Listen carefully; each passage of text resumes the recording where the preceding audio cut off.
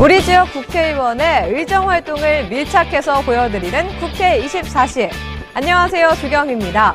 오늘은 지난 30년간 헌법학자와 국가개혁 전문가로 지금은 제20대 국회의원으로 국민의 행복을 위해 일하고 계신 분을 찾아갑니다. 국민이 행복해지는 대한민국을 위해 일하는 곳, 국회로 먼저 가보시죠. 지난 2017년 11월 국회. 경북 포항에서 진도 5.5의 지진이 일어난 지 며칠 후 국토교통위원회 전체 회의가 열렸습니다. 먼저 국토교통부에 보고가 있었는데요.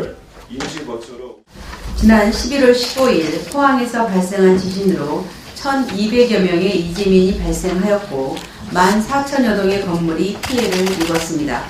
피해 수습을 위해 정부에서는 11월 21일 포항시를 특별재난지역으로 선포하였고 응급복구와 구호물자 지원 등의 조치를 추진해오고 있습니다. 보고에 이어 국토교통위원회 위원들의 발언이 잇따랐습니다. 그중에서도 실효성 있는 정부의 대책 마련을 촉구해 관심이 모아진 분은 바로 자유한국당 정종섭 의원입니다. 경북 지역의 지방세 감면 실적은 9건밖에 안 되고 유감스럽지만 지금 포항 지역은 한 건도 없습니다. 그러면 지금 이제 방금 그 대책으로 보면은 융자 자금을 확대하겠다 했지만은 이자율이 1.5%도 부담이 될 거고 이런 융자 자금 확보만으로 이게 될 것이냐? 그러면 아예 한시적으로 이걸 실효성이 있는 어떤 인센티브 제도를 시행을 하는 이것이 더 효과적이다 이렇게 보는데 지금 국토부에서는 어떤 생각을 가지고 계십니까? 저희들이 여기서 지금 답변을 바로 드리기는 어렵고요. 말씀하신 취지를 저희들이 잘 검토를 하겠습니다. 그 다음에 이번에 한동대학의 건물 외장재 문제로 엄청나게 이제 외벽에서 떨어져 나왔고 다행히 그게 사람이 없어서 대형 사고가 발생을 안 했지만은 지금 건물의 외장재 이 문제가 이번에 이제 드러났단 말이죠. 그럼 이 부분에 대해서도 마찬가지로 지진 발생 우려 지역이 있어가지고는 전체적인 점검도 필요하고 그야말로 이거는 건축법적으로도 이거는 재검토가 필요하다고 보는데 그거 어떻게 보십니까? 그런데요, 전체적으로 그 내진 설계라든가 내진 시공 이런 것들이 제대로 이루어져야 된다고 생각을 합니다. 그래서 저희가 안전점검반을 통해서 이번에 정밀진단을 하고 난 다음에 이후의 설계라든가 그다음에 감리라든가 이런 부분을 좀 강화하는 제도 이런 것들을 해볼 계획입니다. 이번에 다른 의원도 말씀하셨지만 필로티 구조 이게 심각한 문제인데 물론 아까 장관께서 말씀하신 대로 설계에서 문제가 있는 경우가 있고 설계는 예를 들어서 내전 설계까지 제대로 됐다 하더라도 시공상에 또 문제가 있고 2단계 문제가 있는데 이 부분에 대해서는 철저하게 이번에 한번 점검을 하셔가지고 실효성 있는 그런 대안들을 좀 마련해 주시길 바랍니다. 네, 감사합니다. 지난 국정감사에서도 민간 건축물의 내진 성능 확보율이 저조한 현황과 현행 지방세 감면, 인센티브 제도의 실효성 부족을 지적한 바 있는 정종섭 의원. 바로 오늘 국회 24시의 주인공입니다. 세상을 이롭게 하는 일에 앞장서기 위해 신뢰받는 국회, 믿음의 정치를 선언하고 국가개혁 전문가의 한 길을 가는 준비된 일꾼. 정종섭 의원의 24시를 만나봅니다.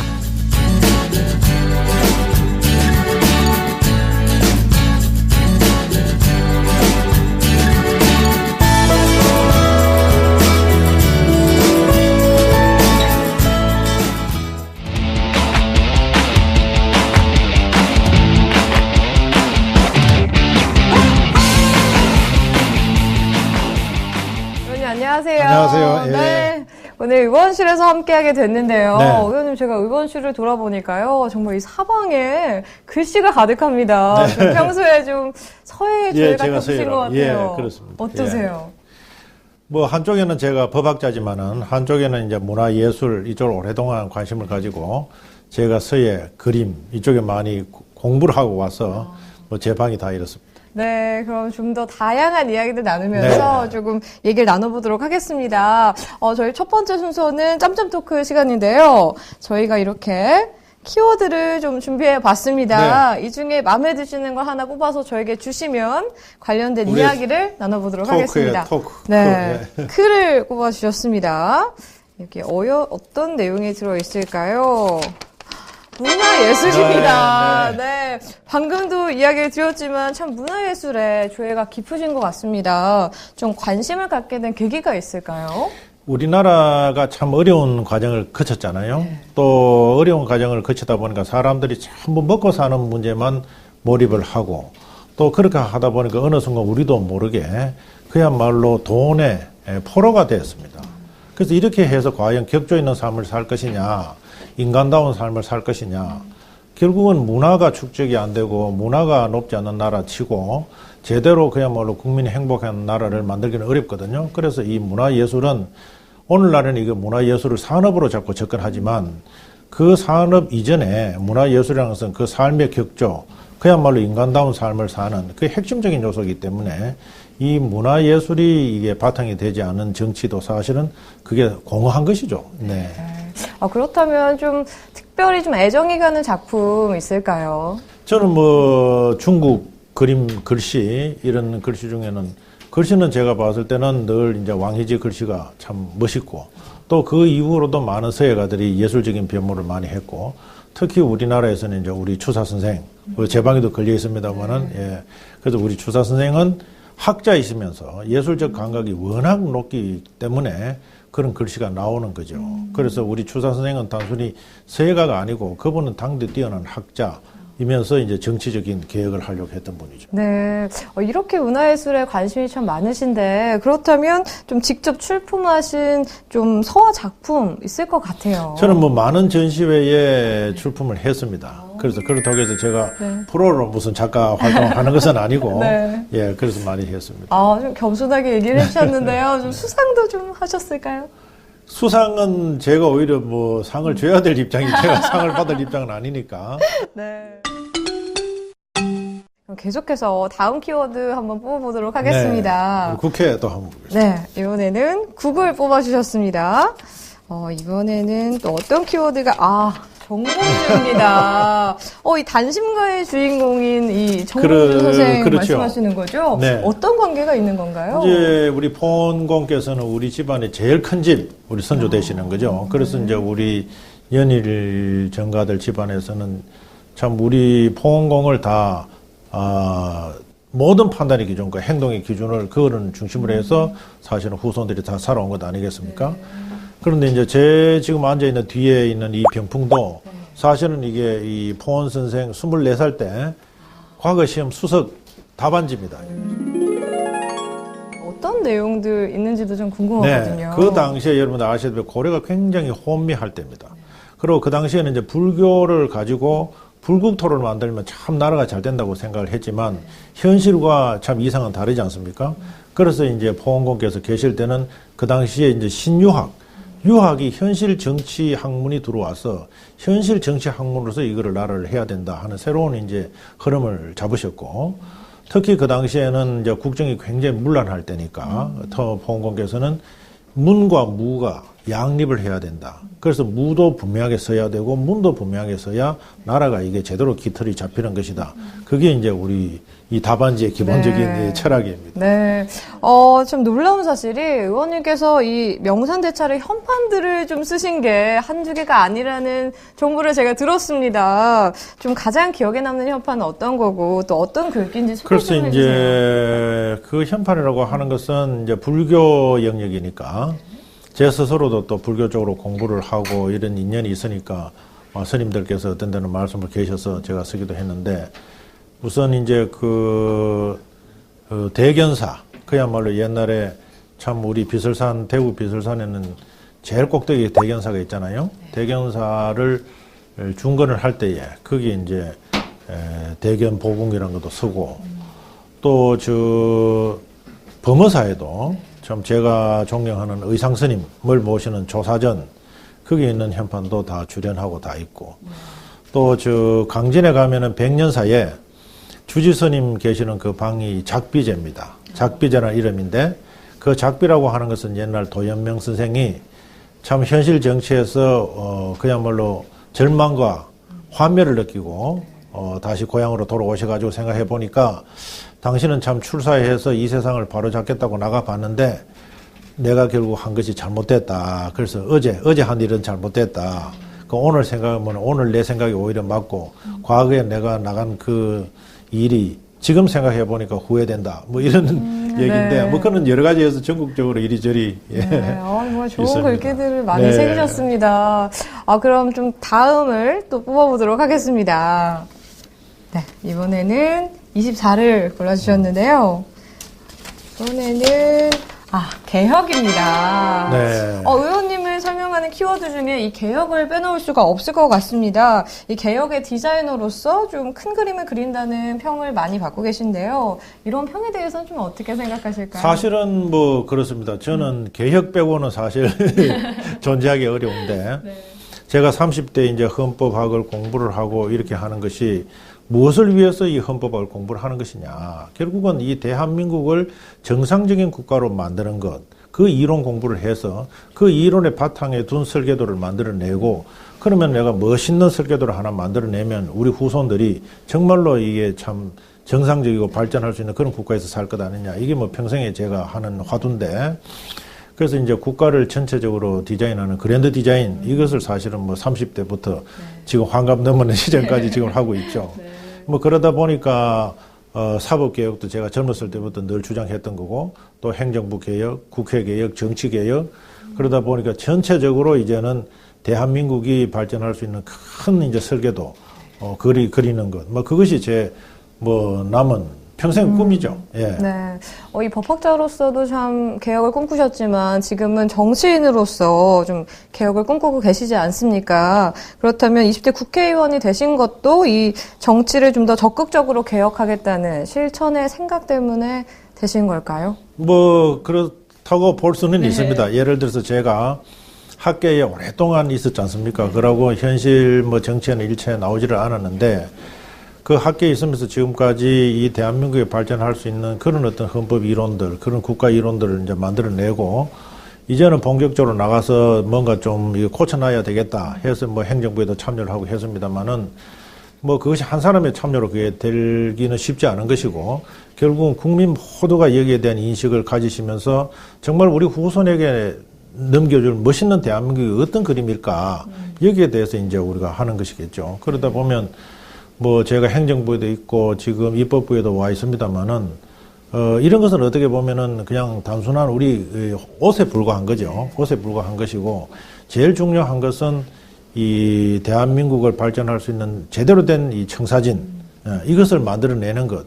뭐 이것을 만들어낸다면 어떤 옷이라도 입을 수가 있다. 그래서 이 옷이라는 것은 그렇게 중요하지 않지 않습니까? 그죠? 그래서 지금 국회 와서도 국회의원 그 자체가 중요한 것이 아니라 그야말로 법과 또 제 욕심은 헌법을 개정을 해서 정말 제대로 된 국가를 하나 만들어 놓자. 이것이 뭐 제 꿈이죠. 정치의 개혁에 대해서 자세하게 이야기 나눠주셨습니다. 그럼 이제 마지막으로 하나만 더 뽑아보도록 하겠습니다.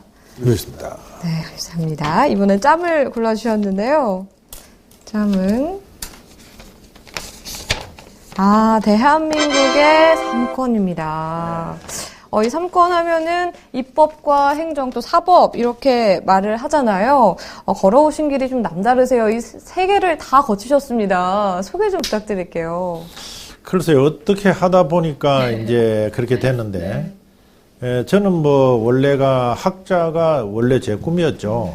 그리고 그 길에 대해서는 한 번도 제가 옆길로 간 적도 없고, 그래서 평생에 정말 대한민국에 필요한 이론, 헌법학의 틀을 만드는 것, 이것이 저의 꿈이었고, 결국은 이제 학문을 공부하더라도 그 실천을 해서 사회 변화가 일어나야 되기 때문에 결국은 이제 개혁이 저의 화두일 수밖에 없는 것인데, 뭐 결과적으로 와서 사법이나 행정이나 입법에 대해서 다 뭐 몸을 담고 있습니다만은, 제가 이것을 뭐 반드시 해야 된다라고 목표로 세운 것은 아니고, 일을 하다 보니까 아까 같이 이제 옷을 바꿔 입게 된 것은 이제 불가한 것이죠. 예.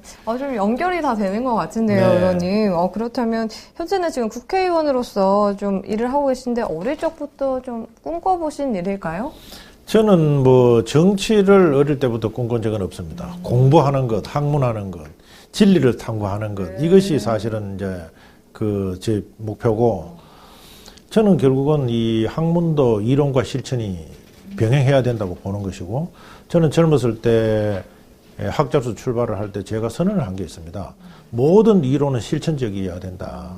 그리고 어떤 실천은 반드시 합리적인 이론에 바탕을 두는 실천이어야 된다. 그것을 제가 30대 제일 먼저 주장을 했기 때문에 평생 저는 뭐 이론적인 실천, 또 실천적인 이론, 이것을 하기 위해서 왔는 것이지요. 그래서 학교에 있으면서도 늘 이제 내가 열심히 공부를 해놓으면 이것을 가지고 실행하는 사람은 다른 사람이 해도 될 것이다. 늘 그런 생각을 하고 있다가 이제 마지막에는 제가 직접 나가서 한번 그러면 내 그 틀을 가지고 한번 국가를 혁신을 한번 해봐야 되겠다. 개조를 해봐야 되겠다. 네. 이런 생각을 가지고 뭐 이렇게까지 왔습니다. 네, 정말 이 학문적 이론과 실천을 함께 잘 해내주셨는데요. 이 3권을 두루 실천한다는 거, 이게 쉬운 일이 아니지 않습니까? 좀 비결이 또 있을 것 같거든요. 글쎄요, 그것은 그냥 공부하는 것이죠. 공부하는 것인데, 이제 흔히 우리가 이제 공부를 너무 이제, 뭐라 그럴까, 대학 가는 공부 이렇게 생각할지 몰라도, 저는 지금도 뭐 한 새벽 뭐 한두 시까지 늘 책을 읽고 그렇게 생활을 합니다. 근데 늘 공부가 왜 필요하냐 하면은, 이게 해도 끝이 없는 것이고, 내가 알았다고 생각하는 것이 또 생각해보면 그게 내가 잘못 판단했구나 하는 것도 또 있을 수가 있고, 그리고 새로운 어떤 주장에 대해서 늘 귀를 기울이면서 정말 과거에 낡은 어떤 지식이 이게 잘못된 것 아닌가, 그거를 검증을 해야 되고, 자기가 가지고 있는 지식도 늘 정말 검증을 해야 됩니다. 그래서 정말 이게 잘못된 생각이면 그거는 과감하게 버리고, 새로운 어떤 지식에 의해서 또 새로운 길을 만드는 것. 그래서 결국은 저는 모든 것이 공부의 귀결이 된다. 예, 그런 생각을 가지고 있습니다. 정말 교과서로만 공부했다는 이 모범생과 대화를 나눈 느낌입니다. 네, 의원님 이렇게 해서 오늘 좀 짬을 내서 이야기를 나눠봤는데요. 또 일정 있으시잖아요. 잠시 보내드리고 잠시 후에 더 다양한 이야기들 나눠보도록 하겠습니다. 수고하셨습니다. 고맙습니다. 네, 잠시 후에 뵙겠습니다. 네. 네.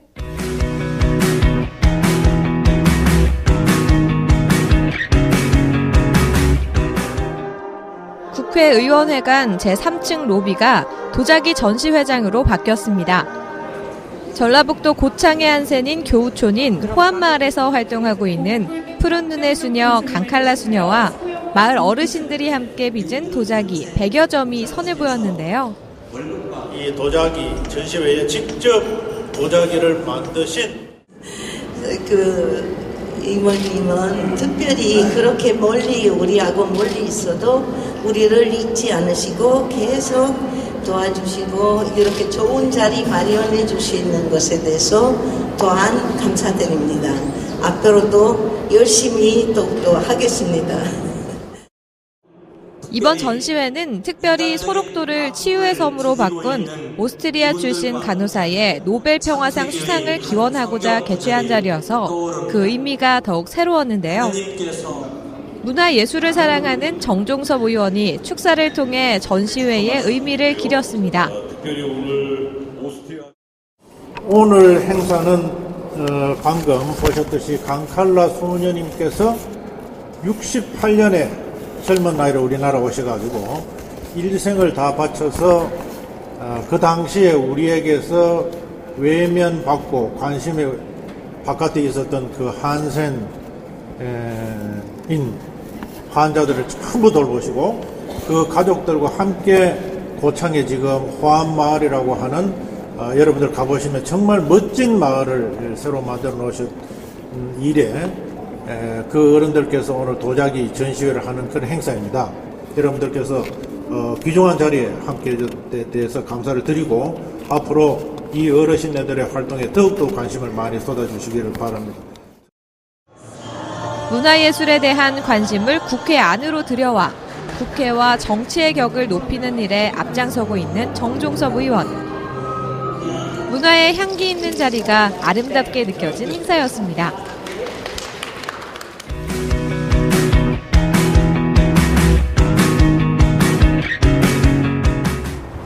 법조인이자 법학자의 길을 걸어온 정종섭 의원의 발길은 대한민국의 미래 법조인을 키우는 곳으로도 향했습니다. 국가혁신을 위한 연구 모임의 대표 의원으로서 4차 혁명 시대의 법학 교육과 법조인 양성은 어떠해야 할지 한국법학교수회와 함께 토론회를 펼쳤는데요. 토론회의 의미를 직접 들어보실까요? 요즘 이 4차 산업혁명을 많은 쪽에서 얘기합니다만은 원래 법이라고 하는 것이 사회 변화가 먼저 있고 뒤따라가면서 이 법이 그것을 정리를 하고 제도화하고 종문화하고 이렇게 합니다. 그렇지만 법학이라고 하는 역할에는 뒤따라가면서 정리하는 부분도 있지만 선도적으로 이 시대를 먼저 읽어가서 이 걸림돌이 되고 있는 분야, 그 부분을 제거를 하고 또 새로운 분야를 길을 까는 것도 이게 법학의 역할이기 때문에 문제 제기와 우리가 상상할 수 있는 사회에 대해서 논의하는 그 자체가 하나의 출발점이다 이렇게 생각하면서 아무쪼록 여러분들의 많은 논의들이 저희들의 이 과제에 해결하는 어떤 실마리를 만들어 주시기를 기대하면서 4차 산업혁명이라 불리는 거대한 변화의 시대. 미래의 법 환경을 예측하고 이에 걸맞는 법과 법학교육에 나아갈 바에 대해 논의하는 이 같은 과정을 통해 미래 대한민국을 이끌어 나갈 법학 인재들이 탄생하는 발판을 만들어주기를 기대해보는 시간이었습니다.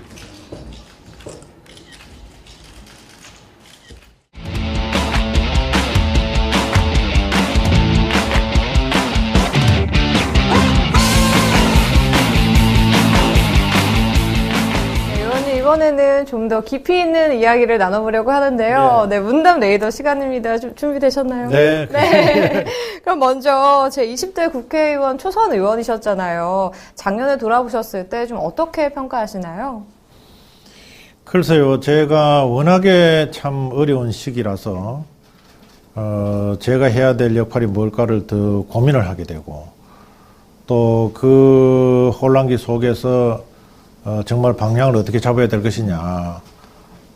그리고 이제 정치판이 워낙에 어지러운 판이니까, 그 속에서 내가 원래 해야 될 것이 뭔가, 이것을 놓쳐서는 안 되는 것이 뭘까. 참 그것을 고민을 많이 했습니다. 그럼 좀 스스로에게 몇 점 정도 주실 수 있을까요? 저는 제가 원래 해야 될 것에 반도 못했다고 생각합니다. 좀 짠 점수를 주신 것 같아요. 좀 대구 동구 갑이 좀 지역구시잖아요. 선거 나오셨을 때 지역구에서 좀 가장 힘이 됐던 것들 어떤 게 있을까요? 그 당시에 제가 선거 나갈 때는 교과서대로 선거를 한번 해보자. 모든 원칙을 지키고 그대로 해보자고 했는데 참 어려운 선거였잖아요. 그래도 이제 주민들께서 저를 믿으시고 그 당시에 큰 성원을 해주신 것, 그것이 제일 힘이 됐고 또 앞으로도 마찬가지로 뭐 지방선거도 그렇습니다만은 저는 모든 것을 교과서대로 한번 해보고 싶고 이 교과서대로 해도 대한민국에서 이게 된다라는 것을 국민들한테 한번 보여줘서 그것을 희망을 가지고 그러면 이게 정치도 개혁이 되겠구나, 이 나라도 제대로 되겠구나, 또 지방자치도 제대로 되겠구나, 뭐 이런 것을 한번 해보고 싶습니다. 네. 그렇다면 임기 4년 동안 좀 가장 하고 싶은 일, 구체적으로 어떤 것들이 있을까요? 국가 차원에서 해야 될 것은 결국은 국가 대개조, 이것을 저는 반드시 해야 된다. 그래서 이 정치개혁, 그 다음에 또 개헌 하고 나면 이 사법부 개혁, 행정부 개혁, 이거를 대대적으로 하지 않으면 이 우리 대한민국이 정말 다른 선진국과 경쟁하기 저는 어렵다, 이런 생각을 하는 거고요. 그 다음에 이제 바로 제가 선거구를 가지고 있는 대구가 문제인데, 뭐 아시다시피 지금 광역시도에서 1인당 GDP로 보면은 대구가 그 최하위권입니다. 그리고 우리가 학교에 다닐 때는 대구라고 하면은 정말 서울 다음은 대구다, 서울, 부산, 대구 이 정도로 생각을 했는데 그 사이에 뭐 대구가 형편없이 지금 제일 바닥에서 지금 한 20년 가까이 이런 수준에 있는 거거든요. 그러니까 지금 대구 시민들은 우선 급한 것이 경제 문제.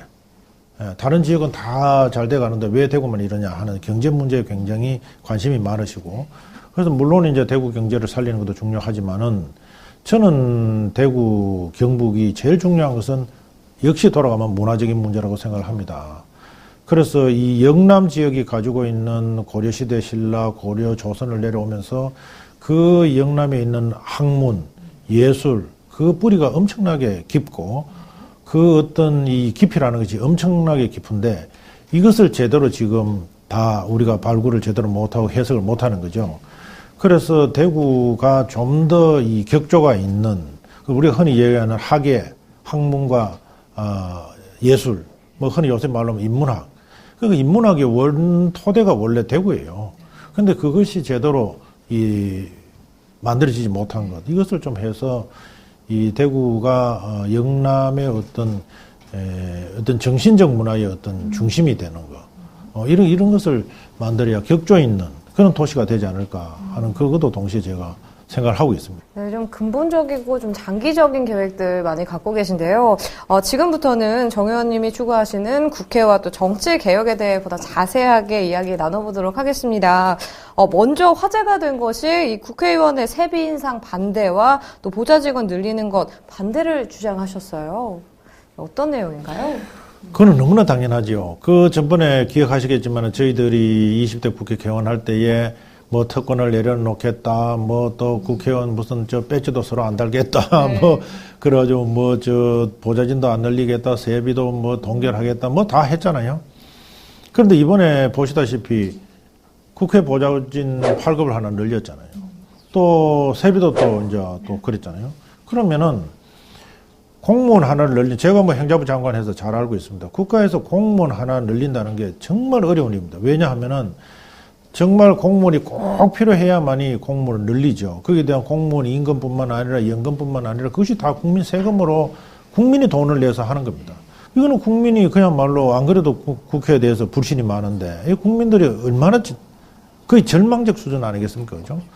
그 다음에 세비 늘리는 것도 지금 물론 그것이 과거에 국회의원 세비가 동결됐다 해서 그걸 늘렸지만은 그게 월 한 15만 원 좀 넘어서는 돈인데 그게 지금 청년들이 지금 직장이 없어서 이 난리인데 거기에 15만 원 더 붙여서 국회의원들이 받아야 될 이유가 도대체 뭐냐. 저는 그게 납득이 안 되는 거죠. 그게. 그래서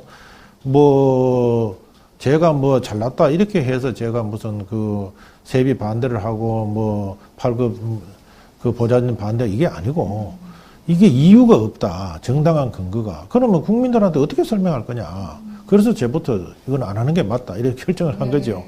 근데 그것은 궁극적으로 이 국회 개혁하고 다 맞물려 있습니다. 그래서 이제는 선거 제도를 많이 바꾸면 선거 제도에서 변화만 일어나면은 국회의원 보좌진이 지금보다 반 이상을 줄일 수가 있습니다.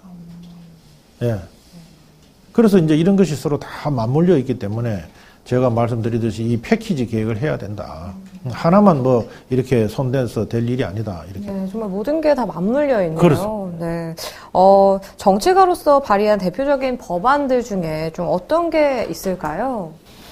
이번에 이제 제가 들어온 것 중에 하나가 국회의원 수당을 국회의원 스스로가 정하니까 늘 이런 일이 벌어졌다. 그래서 제가 등원하고 나서 그럼 제일 쉬운 것부터 한번 해보자. 어려운 것 말고. 그러면은 국회의원 수당을 정하는 것은 일반 국민들로 해가지고 위원회를 구성을 하고 일반 국민들이 봐서 올려줘야 될 필요성이 있다 그러면 올릴 것이고 국회의원들이 거기 개입하지 말자. 이 법안도 지금 내놨지 않습니까? 근데 그 법안은 지금 심사도 안 하고 그러니까 이번에 국회의원 세비만 올리고 이런 일들도 또 있었고 그 다음에는 선출직이 다 그렇습니다만은 지방 선출직도 그렇고 국회의원도 그렇고 정말 잘못돼서 우리나라에서는 구속이 너무 남발돼서 문제겠지만 정말로 이게 구속이 된 국회의원이다 하는 그러면 지자체장이다 지방의원이다 하면은 그때부터는 이 세비 그를 주면은 안 되는 것입니다. 그래서 제가 구속된 국회의원도 이 세비를 주지 말자. 그 법안도 지금 내놨는데 그거 아직 심사를 안 하잖아요. 그러니까 국회의원한테 불리하다 싶은 거는 다 심사를 안 해버리니까 참 이걸 어떻게 해야 될지도 제가 좀 답답한 것이고. 네, 좀 올바른 국회를 만들기 위해서 참 다양한 발의를 하셨는데요. 작년 국감에서는 교통약자의 이동 편의를 위해서 좀 질의를 하셨습니다. 네. 간단하게 소개 부탁드립니다. 교통약자들하고 하는 것이 봤을 때 지금 예를 들어 장애인이라든지 불편하지 않은 사람들은 이게 뭐가 불편한 일하겠지만 지금 우리 예를 들어 저상버스라든지 무슨 장애인을 위한 어떤 그런 승강기를 설치하든지 이런 거 봤을 때는 장애인들이 너무너무 우리 사회에서는 열악하잖아요. 그리고 장애인들도 마찬가지로 우리도 내일 장애인이 될 수가 있습니다. 장애인이 따로 있는 게 아니에요. 그러니까 누구나가 다 장애인이 될 수 있고 장애인이 된다 하더라도 일반인들과 똑같이 자기의 권리와 자유를 지금 향유를 해야 되고 해야 되는데 그럼 우선 이동수단인 교통에서부터 이게 불편할 것 같으면은 장애는 나머지 사회 활동이나 직업적 활동이나 경제 활동을 하기가 굉장히 어려운 것 아니겠습니까? 그래서 그것을 제가 교통복지지수 이쪽을 좀 보니까 너무 낮으니까 그래서 이제 이 이동수단을 좀 제대로 만들어야 되겠다 하는 부분을 제가 제기를 했었고, 근데 그것은 뭐 한 번 지적을 하면 그 다음에 또 잊어버리고 지나갈 텐데 저는 그렇게 안 하려고 합니다. 그것을 지적을 하면 그 이후로 무슨 구체적으로 정부가 어떤 조치를 했느냐, 또 어떤 조치가 더 필요하냐, 이걸 해서 지속적으로 저는 모니터링을 하면서 추적을 할 그런 생각입니다. 의원님, 작년 국정감사에서 좀 가장 큰 성과와 또 어떤 보람 느끼셨을까요? 그러니까 국정감사에서 아까 말씀드린 대로 이제 교통약자들의 문제를 제기를 했고, 그 다음에는 이번에 제천 화재, 이게 벌써 예상된 참사입니다. 그래서 제가 국정감사에서도 전국에 있는 이 가연성 외장재의 문제가 심각하다. 거기에 뭐 공동주택뿐만 아니라 공공이 사용하는 건물이라든지 또 복합 건물이라든지 복합주택이라든지 여기에 다 가연성 외장재를 썼단 말이죠. 그런데 그것이 겉으로 봤을 때는 이게 어떤 철판이지만 내부에는 그 화학물질로 다 있기 때문에 이게 화재가 발생을 하면 화학물질이 내려나가지고 내려 녹아서 그는 순식간에 그 전체가 다 이게 전파가 됩니다. 그래서 이번에도 제천의 화재가 바깥에서 소방관들이 손쓸 여지가 없었잖아요. 거의 바깥에 물만 뿌리고 있었고 안에는 굉장히 빠르게 전체 다가 화염에 휩싸이기 때문에 이것은 뭐 어떻게 해볼 방법이 없다. 이것은 너무나 이미 다 알려져 있는 겁니다. 그래서 이번에 국정감사를 할 때 과거에는 이 가연성 외장재에 대해서 통제가 없었지만은 근래 와서 이제 2015년에는 6층 이상은 규제를 하는 걸로 바뀌었죠. 지금은 못합니다. 지금 못하는데 과거에 설치되어 있던 그런 가연성 외장재로 되어 있는 건물이 워낙 많기 때문에 이것을 빨리 교체를 해라. 그러면 그 교체하는 비용이 엄청나게 들 것 아닙니까? 주인의 입장에서는. 그러면 그것을 지자체에서 혹은 국가에서 인센티브를 제공을 하면서 그것을 이제 불연성 외장재로 바꾸는 게 굉장히 필요하다 이렇게 얘기를 했는데, 그 당시에 국토부가 전국적으로 가연성 외장재를 쓰고 있는 그런 건물에 대해서 전수조사를 다 했거든요. 그 했으면은 그 전수조사한 내용을 지자체에다가 주고 지역 소방본부에다가 줘야, 그러면 소방본부에서는 그 대상 건물이 뭔가를 다 보고 그 다음에 그 대상에 되는 것에 화재가 날 가능성이 굉장히 높기 때문에 그러면 그게 도면까지 다 조사를 해서 그 건물에 화재가 나면 우리는 어떻게 한다 하는 그게 다 짜져 있어야 된단 말이죠. 그런데 그 당시에 보면은 지방자치단체도 통보도 안 해주고 더군다나 소방본부에서는 뭐 전혀 모르고 있는 사실인 거죠. 그냥 뭐 소방본부는 불나면 그냥 뛰어가는 수밖에 없으니까. 그래서 그때 국감 때 이거는 반드시 지자체와 이 지역 소방본부가 공유를 해야 된다라고 했는 거고, 이번에 아마 이 참사를 겪으면서 정말 뼈저리게 이제 느꼈을 겁니다. 그래서 그렇게 하는 거고, 저번 국감에서는 제가 그 부분을 지적을 해서 뭐 예고된 저런 참사를 어떻게 보면 막을 수 있었는데 그것을 못한 것이 좀 아쉬운 거고, 이제라도 정말 이제 말로만 하지 말고 이것은 이제 실천에 옮겨야 된다고 저는 생각을 하고 있습니다. 네. 의원님께서 국회의원이기도 하시지만 우리나라에서 손꼽히는 또 헌법 학자이기도 하시잖아요. 짬짬 토크에서 잠시 언급이 되긴 했지만요. 이 국가개혁의 일환으로 개헌을 좀 주장하시는데 이 배경도 참 궁금하거든요. 그 개헌이라고 하는 것은 제가 YS 김대중 대통령을 겪으면서 그때부터 이제 제가 결심할 내용입니다. 반드시 지금 같은 이런 대통령제는 누구도 성공하지 못한다. 그리고 그 피해는 국민들한테 엄청난 피해를 가져올 것이다. 그런데 김대중 대통령 이후로 지금까지 잘 보시면 제 예언이 아니라 그야말로 예외 없이 다 그렇게 됐지 않습니까? 그러면 이것을 어떻게 해야 될 것인가? 그분들을 나무라고 그분들을 비난한다고 해결된 문제가 아닙니다. 그러니까 이제는 근본적으로 우리가 정파적 이익을 다 떠나서 국민이 원하는 그런 국가를 만드는 것인데, 그것은 지금 있는 대통령제를 정말 이거를 제왕적 대통령제를 극복을 하고 제대로 된 정부 형태를 만들어서 아까 말씀드린 대로 국민에게 책임지는 정부, 국민에게 책임지는 국회, 이것을 만드는 것이 저희 꿈이죠. 네. 그에 대한 헌법 이론적 뒷받침은 제가 공부를 다 해놨습니다. 네. 현재 대한민국이 5년 단임제이지 않습니까? 이 단임제의 문제점은 좀 어떤 게 있을까요? 5년 단임제의 문제점은 뭐 국회의원도 4년이잖아요. 그럼 국회의원은 다음에 심판을 할 수가 있잖아요. 그런데 대통령은 심판할 기회가 또 없는 것이고, 그 다음에는 중간에 대통령이 이제 정책을 잘못했다, 국가를 위기에 빠뜨렸다, 뭐 이렇게 했을 때 정말 대통령을 좀 가려야 되겠다고 하는데 국민들이 아무런 수단이 없습니다. 이 속수무책입니다. 임기 대통령을 뽑고 난 다음에 임기 5년 동안에 아무리 대통령이 잘못하더라도 방법이 없고, 그야말로 직무와 관련해서 실정법이나 헌법이 위반되는 경우에는 탄핵을 할 수 있는데 그 탄핵 요건이 굉장히 까다롭지 않습니까? 그래서 그 다른 방법은 그러면 어떻게 할 거냐? 국민들이 5년 동안 내내 그냥 발만 동동 구르고 있어야 된다. 그래서 이런 틀을 근본적으로 바꾸는 게 가장 중요하다 이렇게 생각하는 거죠. 네. 그렇다면 의원님이 보시기에 좀 대한민국에 맞는 이 권력 구조는 어떻게 될까요? 그것은 반드시 분권입니다.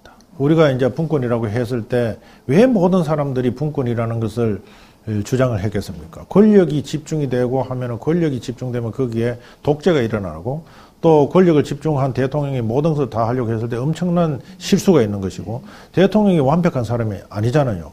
엊그제 같이 내 옆에 있던 사람이 오늘 아침에 그냥 대통령이 됐을 뿐입니다. 그래서 그 직책을 수행하는 것인데 그 사람이 모든 것을 다 알고 판단하는 일은 있을 수 없는 일이잖아요. 만약에 내가 내일 대통령 되더라도 제가 뭘 다 알겠습니까? 그거 똑같거든요.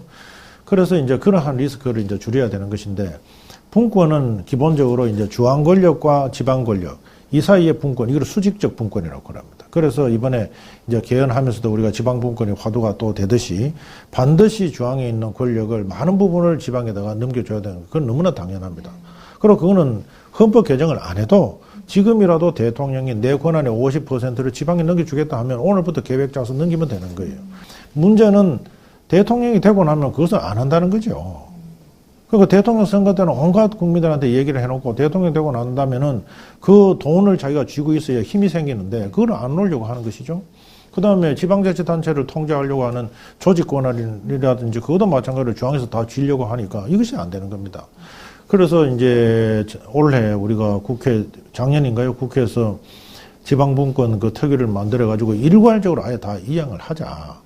그래서 지금 정부 안에서도 이미 어떤 사무가 지방으로 일괄 이양을 하면 어떤 사무를 넘겨줘야 될지 이미 다 분류가 다 끝나가지고 다 있어요. 오늘이라도 하면 돼요.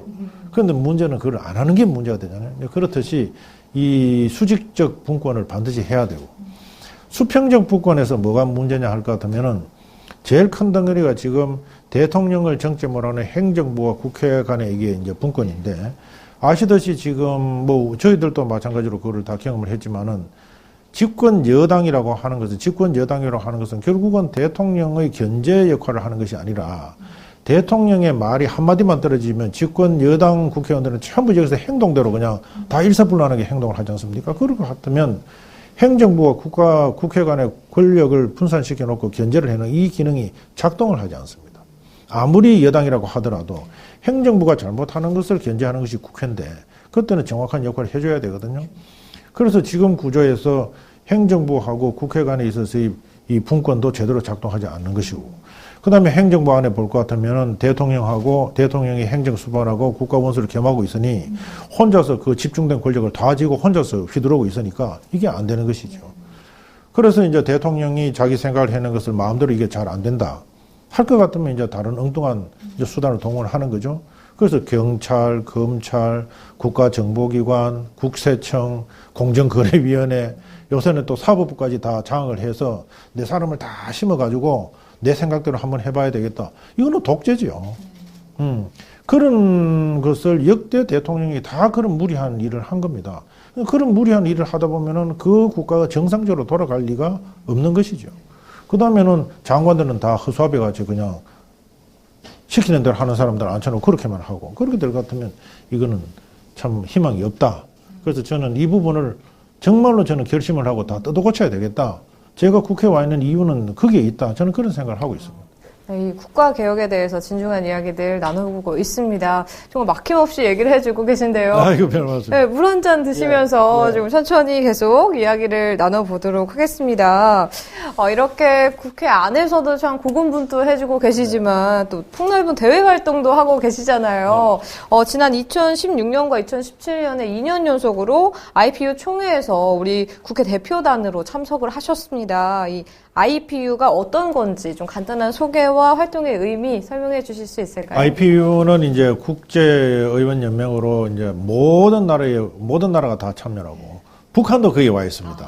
예, 그래서 와 있는데, 어쨌든 저희들이 봤을 때 경제적으로 세계에서 참 발전한 나라고 또 민주화도 성공을 했고 그런 경험도 가지고 있고, 또 국회의원 전체의 어떤 이 자질이나 지식의 수준도 굉장히 높기 때문에 이제는 국제사회에 나가서도 저희들이 경험했던 것을 공유도 하고, 또 우리가 안고 있는 그런 문제들이 다른 어떤 그 나라들과 협조를 해야 될 부분이 있는가 하는 것도 있고, 또 우리가 적극적으로 도와줘야 될 그런 해서 그야말로 세계가 의회주의가 제대로 뿌리가 좀 내릴 수 있도록 하는 그런 작업이 굉장히 중요하거든요.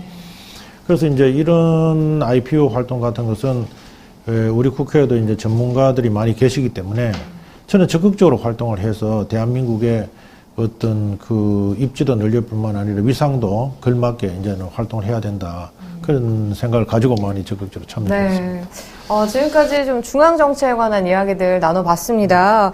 이번에는요, 지역 구민들이 궁금해하실 만한 이 지역구 이야기로 넘어가 볼 텐데요. 작년에 아주 귀한 법안을 의결하셨습니다. 시남 선열공원의 국립묘지 선정, 아까 잠시 얘기해 주셨지만 이게 어떤 걸까요? 시남 선열공원에 지금 계신 분들이 90분 넘으신 분들이 계신데, 제가 처음에 거기 가보니까 너무 허술하게, 그야말로 뭐 담장조차도 허술할 정도로 그렇게 돼 있더라고요. 물론 이제 지방에 예산이 없으니까 그렇게 돼 있잖아요.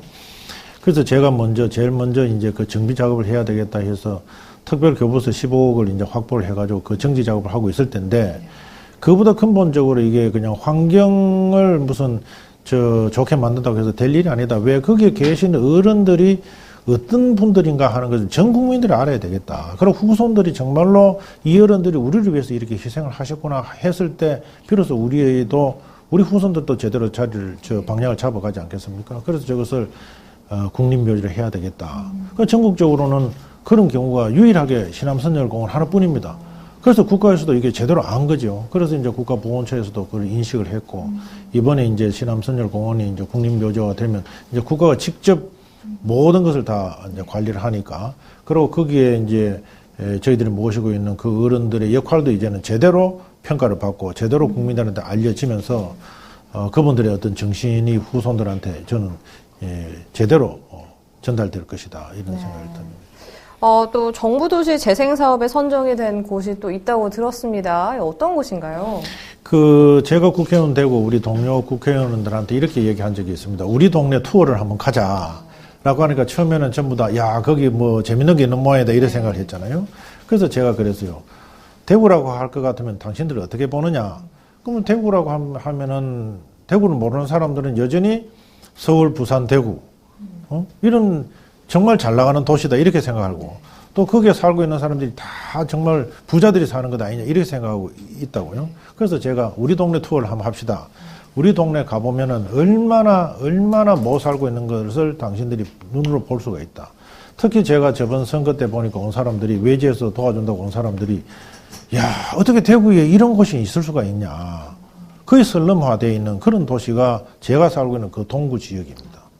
그래서 이 재생사업이라고 하는 것이 무슨 이 국회의원들이 무슨 성과로 가져간다, 이런 관점이 아니고, 정말로 재생사업이 필요한 곳에 정확하게 국가의 재정이 투입이 돼서 거기에서 주민들이 정말 살맛이 나는 그 동네를 만드는 게 이게 국가재생사업의 그 목적이거든요. 그래서 이번에는 1차적으로 이제 효목동 지역에 대해서 한 200억 정도를 이제 확보를 했는데, 지금 동구 지역에는 신암동 지역부터 시작해서 거기에는 정말 전 국민들이 한번 와서 눈으로 보십시오. 보시면 어떻게 해서 이런 동네가 이렇게까지 방치되어 있냐. 그래서 대구 경북이 옛날에 왜 그 집권에 있는 시기가 긴데 잘 살 줄 알았는데 왜 이런 있을 수가 있나 할 정도로, 놀랄 정도로 지금 피폐화가 되어 있습니다. 그래서 그런 피폐화된 어떤 공동체를 좀 주민들이 살만나는 공동체로 이 바꾸는 것. 그 뭐 이거는 이 정부에서 이제 기치를 내걸고 있는 것과도 일치하기 때문에 그 일은 제가 관심을 가지고 집중적으로 좀 해보려고 합니다. 네, 정말 이 대구와 동구를 위해서 많은 비전들 제시하고 계신데요. 대구공항 통합 이전 문제 또 어떻게 추진되고 있는지도 궁금합니다. 네, 대구공항 통합과 관련해서는 뭐 지난 정부에서 통합 이전을 한다고 확정을 했고, 그것은 정권이 바뀌더라도 그것을 약속은 지켜야 되는 것이죠. 그래서 다행히 그동안에 이제 국토부 국방부에서 실무회의를 했고, 이제 선정위원회까지 다 만들어졌고, 또 그 이전 부지에 대해서는 뭐 경북지사 또 대구시장 지자체장들이 다 합의를 했습니다. 합의를 해서 전문가들 위원회를 딱 만들어서 거기에 결론나는 대로 우리는 한다라고 하는까지 이제 갔거든요. 그래서 이제 대구공항 통합은 제일 중요한 게 민항기도 있지만 거기에 이제 군용 그 시설이 군공항도 거기에 같이 기능이 있기 때문에 지금 군공항이 도심 지역에 들어와 있는 곳은 참 그 이제 드물잖아요. 그래서 우리 동구 지역에 있는 주민들은 그 군용기가 뜰 때는 뭐 대화도 할 수 없습니다. 그런 이제 소음에 엄청나게 이제 시달리는데, 그러면은 이제 군공항만 이전하면 되잖냐 하지만은 군공항만 이전하는 비용이 어마어마합니다. 그게 거의 7조, 8조 원에 지금 이르기 때문에, 그래서 이번에 이제 통합공항 같이 하려고 하는 이유가 이제 기부대 양립 방식으로 해서 군공항도 이전을 하고, 그렇지만은 이 통합공항은 그야말로 영남의 관문공항이 돼야 되기 때문에, 그러면 대구에서 가장 가까운 거리에 있으면서도 경북 대구 지역의 산업 지역을 그 배후지로 해서 그 수요를 다 받아내는 그런 곳을 이제 선정해야 되는 것이죠. 그래서 이번에는 반드시 이 정부가 그런 통합 이전에 저는 반드시 실행을 할 것이다. 저는 그렇게 믿고 있습니다. 그것을 만약에 안 한다고 할 것 같으면 그건 거짓말밖에 안 되는 것이죠. 그래서 그걸 전 정부가 한 일이다 이렇게 하지 마시고 이 정부도 의지를 가지고 해야만 이 영남권이 살아나는 것이죠. 의원님 또 대구 치수원 이전 문제도 참 중요한 이슈입니다. 이 해결을 위해서 많은 노력들 기울이셨는데요. 구체적으로 어떤 노력들 하신 걸까요? 치수원도 그렇습니다. 물이라고 하는 것이 행정구역 개편은 지도상의 행정의 편의를 위해서 이제 선을 그어놓은 거 아니겠습니까? 이거는 경상북도이다, 이거는 대구시다 하지만, 예를 들어서 오늘 우리가 결정해서 경상북도 대구시를 합쳐버리면 그 물은 경상북도 대구 시민이 또 같이 먹어야 될 그런 물이잖아요. 그런데 그것을 이제 각 지자체가 이 물은 내 것이다, 왜 당신들이 가져가냐, 뭐 이런 논의인데 그게 한 10년 이상 사실은 그게 잘 안 풀렸습니다. 그래서 한쪽에서 뭐 지금 지자체 주민들한테만 그거 맡겨놓는다 그래서 그거 잘 안 될 것이고, 그 지자체 장들이 나와서 주민들을 설득을 해야 되고, 그 다음에는 제일 중요한 것이 이제 정부가 이때는 개입을 해서 정말 구미시에 필요한 게 도대체 뭐냐 해서 그 구미시에 대해서 필요한 것을 해주면서, 그러면 다 공공재란 말이죠. 이 공공재는 구미 시민뿐만 아니라 대구 시민도 다 같이 살아야 될 공공재고, 더 나아가서는 다른 지역에 있는 사람들도 다 같이 이용해야 되니까 그런 공공재에 대한 인식을 가지면서 이제 이게 풀어나가는 건데, 이것은 그래도 이제 해결 기미가 좀 보입니다. 그래서 제가 집중적으로 국토부 장관하고 국무총리가 이제 적극적으로 개입을 해라. 이거는 지자체 간에 문제로 던져 놓지 마라. 이런 경우에는 중앙정부가 개입을 할 수 있게 돼 있거든요. 그래서 중앙정부가 이제 나서서 정말 여기에 필요한 것을 중앙정부가 도와줄 게 뭐냐를 보고 이것을 도와줄 테니까 그거는 치수원 문제를 이렇게 해결하자. 뭐 그렇게 하라고 제가 독려를 지금 하고 있습니다. 네, 의원님 대화를 나누다 보니까 어느덧 시간이 벌써 금방 갔는데요. 마지막으로 이제 새해잖아요. 우리 네. 시청자 여러분들께 새해 덕담 한마디 카메라 보시면서 한번 해주시죠. 지난 한 해를 되돌아보면 너무 죄송스럽고 너무 부끄럽습니다. 이 시대가 요구하는 정치인의 모습이 있고 이 시대가 요구하는 국회의원의 역할이 있는데 참 그 역할을 다 했느냐라고 되돌아보면 참 저는 100점 만점에 한 30점도 안 된다 할 정도로 저 스스로 그렇게 생각하고 있습니다. 그래서 새해에는 정말 다시 한번 저희들이 깊이 반성을 하고 국민이 기대하는 그런 대한민국을 만들기 위해서 국회의원으로서 최선을 다하도록 하겠습니다. 정치라고 하는 것은 어느 한 순간에 격조가 높아지는 것이 아니라 그 사회의 문화와 동시에 정치 문화도 바뀌는 것인데, 국민 여러분들께서도 이 시대에 맞는 그런 담론을 만들어 나가 주시고 그 속에서 국민과 국회의원이 정말 한 몸이 되어서 대한민국을 새롭게 만드는 그런 일이 이 땅에서 이루어질 수 있도록 간곡히 부탁을 드리면서 특히 이 개헌의 논의에 많은 관심을 가져주시면서 성공하는 대한민국이 만들어질 수 있도록 그렇게 같이 힘을 모아주시기를 간곡히 부탁을 드립니다. 네, 의원님 감사합니다. 근데 벌써 보내드리기가 너무 아쉬워서요. 정말 마지막으로 남아있습니다. 저희가 네, 시작해보도록 하겠습니다. 첫 번째 질문. 지금까지 내가 쓴 현판 글씨들 중에서 호가 1,000만 원 이상이 되는 글씨가 있다. Yes or no? 제 스스로 판단할 때 없을 겁니다. 누라고 또 얘기를 해주셨는데요. 과연 맞는지 겸손하게 얘기해 주셨습니다. 진실이라고 나왔습니다. 그러면 계속해서 다음 질문 이어서 드리겠습니다. 나는 다시 태어나도 국회의원이 되어서 정치 개혁을 꿈꿀 것이다. 다시 태어나면 정치 개혁을 하겠습니다. 그럼 정치 개혁 계속 하시겠다고 예스라고 대답을 해 주셨습니다. 마지막까지 과연 진실이 나올지요? 과연? 네. 맞습니까? 진실만 나왔습니다. 의원님께서. 고맙습니다. 네, 정말 수고 많으셨습니다. 진실 얘기해 주셨고요. 오늘 정말 긴 시간 함께 해주셔서 감사합니다. 수고 많으셨습니다. 네, 고맙습니다. 네, 고생하셨습니다. 거대한 변화의 시대를 미리 예측하고 통섭의 안목으로 개혁의 새 역사를 위해 노력하는 정종섭 의원의 발전적인 대한민국 만들기를 국회 24시도 응원합니다. 오늘 국회 24시 정종섭 의원님과 함께했습니다. 의원님 오늘 정말 긴 시간 함께해 주셨는데요. 어떠셨나요?